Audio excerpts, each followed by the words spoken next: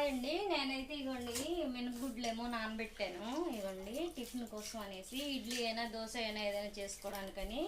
ఎందుకంటే ఇప్పుడు మనం గోధుమ పిండి, మైదా పిండి, శనగపప్పు ఇలాంటివన్నిటితోనే మనం ఏదో ఒకటి చేస్తూ ఉంటాము. కాకుండా 2 రోజులు అలా చేస్తే 2 రోజులు ఇలా చేస్తే మంచిది కదా అనేసి మినపగుడ్లు అయితే నేను నానబెట్టానండి. పిల్లల కోసం దోశ అయినా ఇడ్లీ అయినా ఏదైనా చేయడానికని.